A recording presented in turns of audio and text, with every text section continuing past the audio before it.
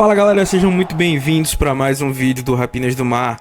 Eu sou o Alexandre Castro e no vídeo de hoje a gente vai falar sobre o Sataú Lalmiya, Offensive Tackle, Offensive Guard que o Seahawks escolheu aí no sexto round. Os Seahawks tiveram três escolhas no sexto round. O Lalmiya foi a primeira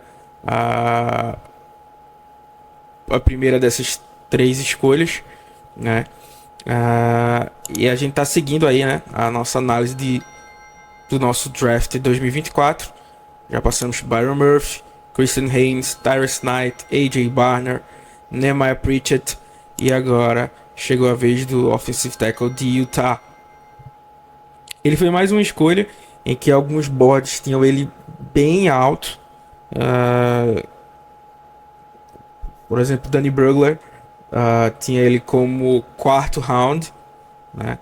Ele foi um cara que teve muitos jogos como right tackle, por questão de necessidade, e jogos como right guard, que foi onde que ele disse que mais se sentia confortável jogando como guard, que aparentemente é algo onde ele vai jogar na NFL, assim, né?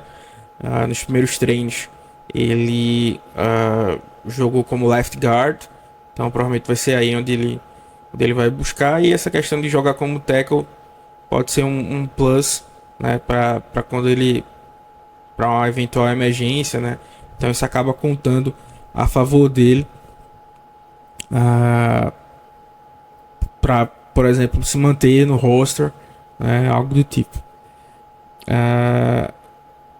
Ele é um jogador, tem um frame ali para ser guard, né? Então não tem um RAS que não não chama tanta atenção assim, uma capacidade atlética que não chama tanta atenção.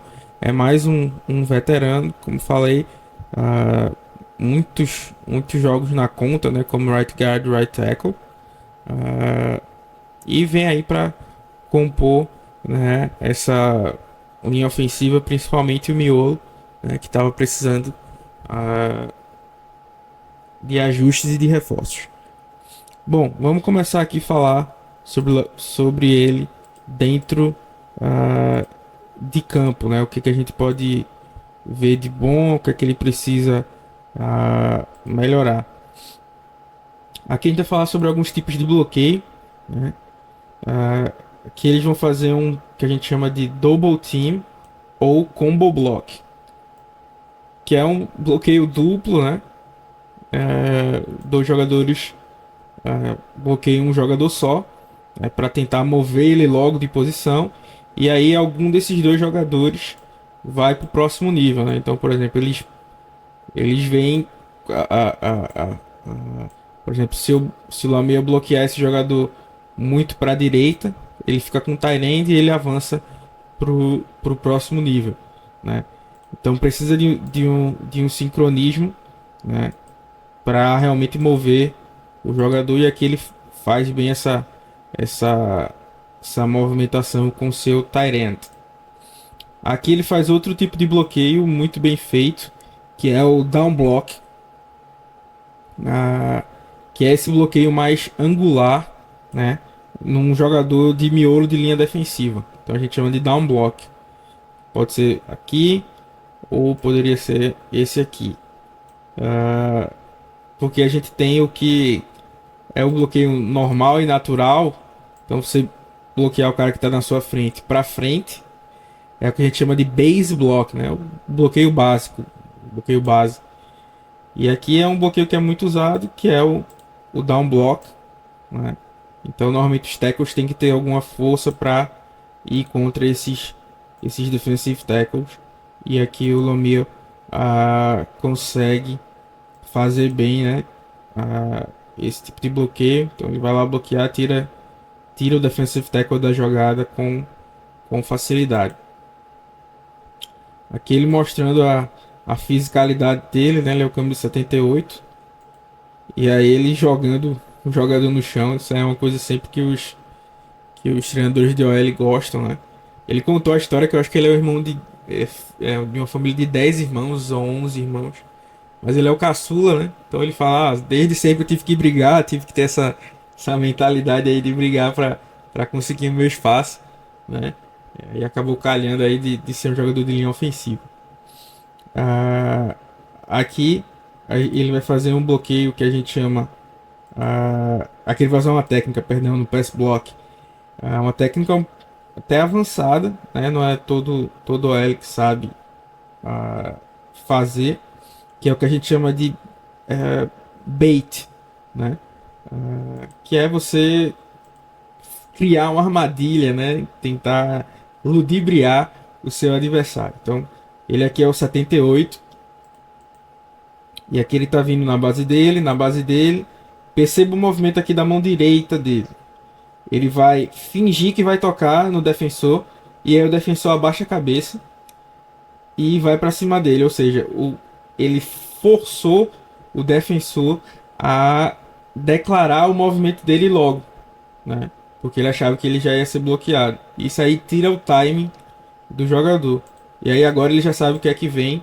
E aí consegue fazer uma ancoragem, né, nessa jogada. Então novamente aqui, ó, vem, mostrou e aí o jogador vem com o bull rush para cima dele.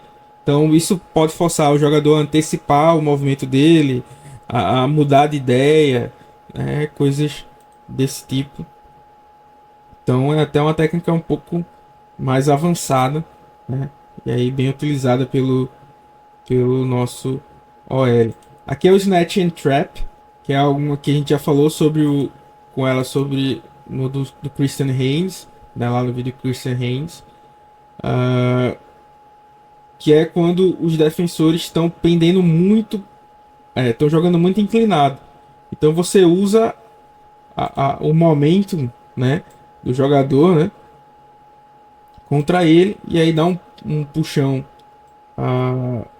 forte para jogá-lo para o chão, né? O que a gente chama de snatch and trap. Aqui o bom trabalho de mãos dele, né? Então fez o primeiro contato, fez o segundo, olha o posicionamento das mãos, ó. Perfeito, aqui dentro dos pads, então aqui dentro do peito, é sempre tentando controlar o peitoral do outro do defensor, né? A gente mostrou lá no vídeo do Haynes que em alguns momentos ele pega por fora do pad, né? Por fora dos ombros. Então, além de ser muito mais difícil bloquear, né, o jogador é bem passível de acontecer uma marcação de falta.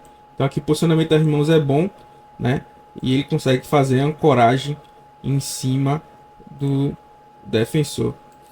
Aqui ele mostra uma boa habilidade de recuperação, um bom trabalho de mãos do defensor de Washington. Começou a ganhar o snap, né? Ele conseguiu controlar com as mãos, ficou na frente e aí já dominou a jogada, né? Então, essa capacidade de se recuperar no snap é uma coisa que eu gosto dele há muito nos calouros. Nos calouros não, né? Nos prospectos.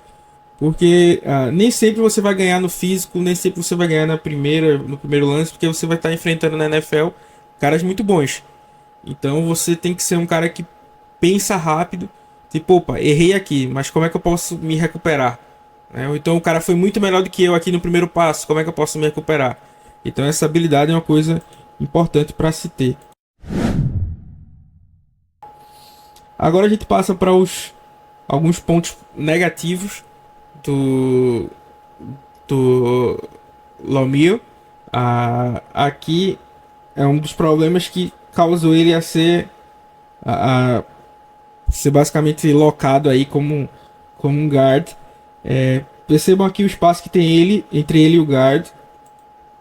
E olha o espaço que ele oferece para o defensor entre ele e o guard. Então é uma coisa que ele fazia com certa frequência, ceder a esse que a gente chama de inside move, né?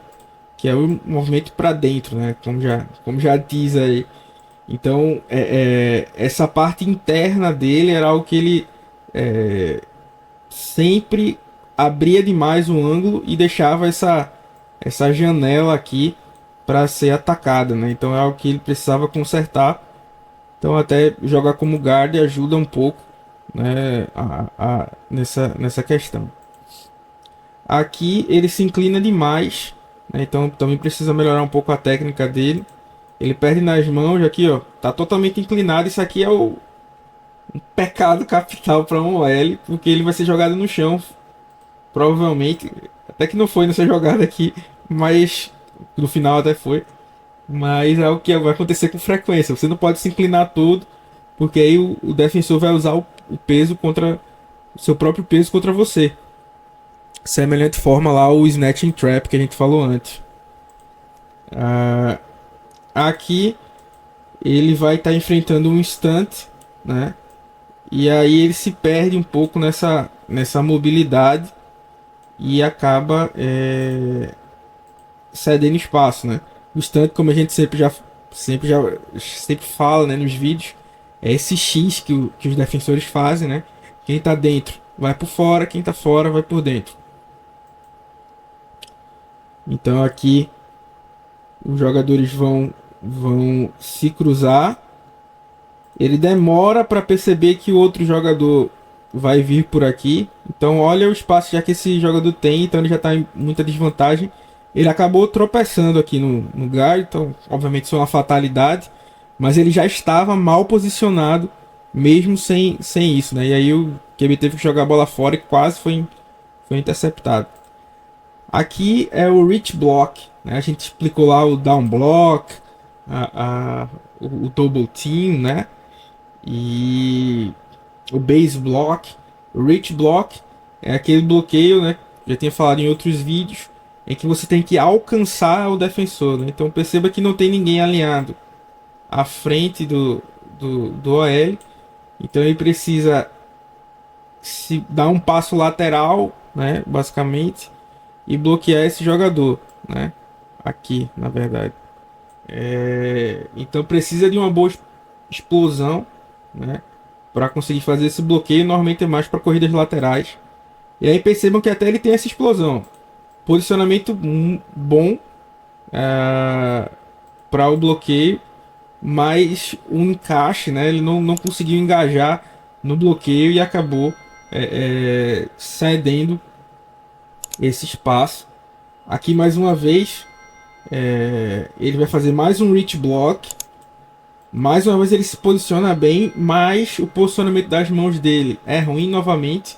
E ele não consegue parar o defensor, que vai lá e consegue fazer o tackle no seu running back.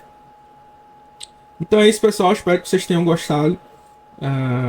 Até o próximo vídeo e Go Hawks!